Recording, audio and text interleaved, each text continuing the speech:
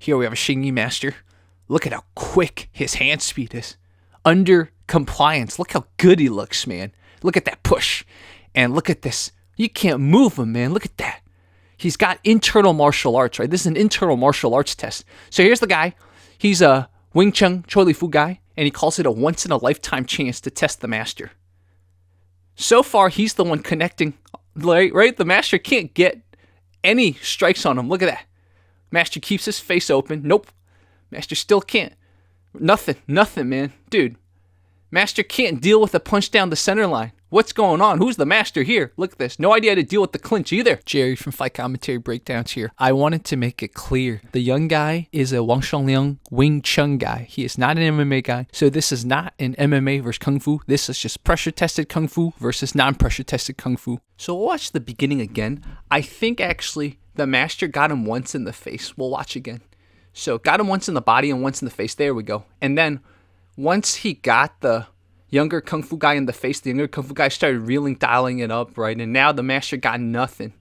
So I think the master, if there's any sparring, he's probably used to his students kind of taking it easy because he's the master. So he's not used to someone who's just like, oh, you hit me hard in the face, I'm going to hit you back hard in the face. You see that?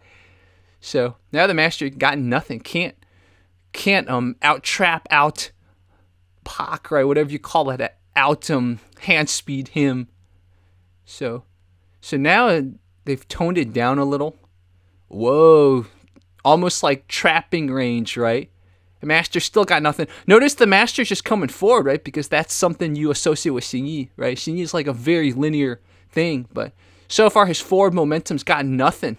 And notice this Wing Chun guy, because he's done sanda, he's done kickboxing, he's able to actually use some of these techniques under pressure. Notice him also circling. So yeah, nothing, man. The master got nothing. This is so crazy. Again, you guys will hear what Novell... Oh, I didn't tell you guys.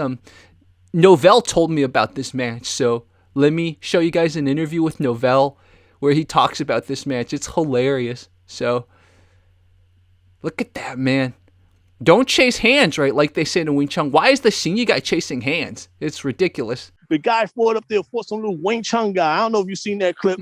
That shit was in the back. Yeah, yo, you should do a commentary on that shit. Okay. Look that shit up. There's some Xingyi versus Wing Chun. These dudes are fighting on top of the Great Wall of China. This dude supposed to be a grandmaster, and he was bum rushing the dude, man. I was like, what the fuck is this shit? I said, what happened to the splitting and the crushing and all that? But I was like, come on, man.